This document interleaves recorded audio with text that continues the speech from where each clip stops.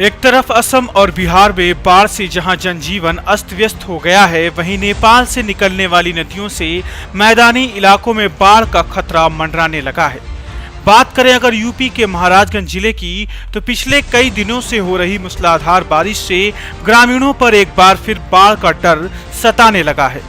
नेपाल के पहाड़ों में हो रही लगातार बारिश से जहां नेपाल से निकलने वाली नदियां और नाले खतरे के निशान से ऊपर बह रहे हैं, वहीं महाव नाले का तटबंध 2 जगह पर टूटने से किसानों की हजारों एकड़ फसल का नुकसान हो गया है और अब बाढ़ का पानी गांवों की तरफ तबाही लेकर बढ़ रहा है। वहीं चंदन नदी के उफान से ठूटीवारी इलाके के आधा दर्जन गाँव बेहद प्रभावित हुए हैं। जिले की गंडक, चंदन, व्यास और रोहिणी नदियां खतरे के निशान से ऊपर बह रही हैं। बता दें कि महाराजगंज जिले में कुल 6 नदियां नेपाल से होकर निकलती हैं। नेपाल में भारी बारिश और चेतावनी के बीच भारत नेपाल के सीमाई इलाके में चंदन नदी के उफनाने और महाव नाले के तटबंध टूटने से दर्जन भर गाँव प्रभावित हुए हैं। जहां महाव नाले के तटबंध 2 जगह पर टूटने के बाद भी प्रशासन और सिंचाई विभाग ने अभी तक मरम्मत का कार्य नहीं कराया, जिससे आक्रोशित ग्रामीणों ने अपने ही संसाधन से बांध को बांधने का प्रयास किया। वहीं इस पर सपा के पूर्व विधायक मुन्ना सिंह के मुताबिक 1 सप्ताह हो गया, लेकिन जिले का कोई भी जिम्मेदार अधिकारी मौके पर नहीं गया और सैकड़ों ग्रामीण मजबूर हैं और असहाय होकर अपनी फसलों को बर्बाद होते देखने को मजबूर। वहीं ग्रामीणों के मुताबिक महाव नाले का तटबंध टूटने पर हजारों एकड़ फसल जलमग्न हो गई है।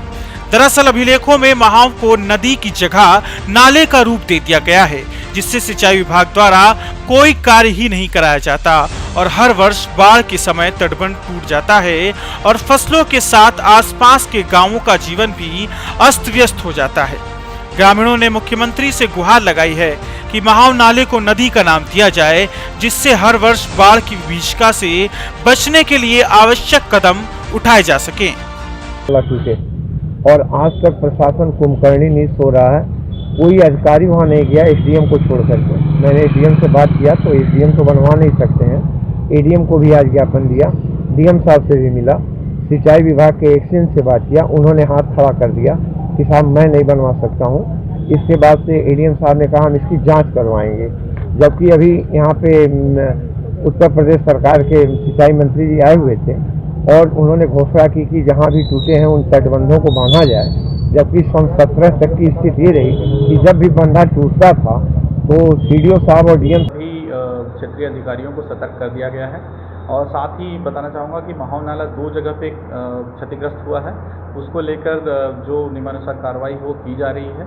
और सभी से निवेदन ये है कि जैसे ही आप लोगों को बाढ़ का खतरा अगर आपके यहाँ आता है तो तत्काल हमें अवगत कराएं, तत्काल अधिकारियों को अवगत कराएं, जिससे कि राहत कार्य तुरंत पहुंच पाएगा। अभी कहीं भी हमारा आबादी के क्षेत्र में बाढ़ का पानी नहीं गया है, कहीं कहीं पे फसलों का नुकसान हुआ है, उसका आकलन किया जा रहा है। महाराजगंज से जनमत न्यूज के लिए विजय चौरसिया की रिपोर्ट।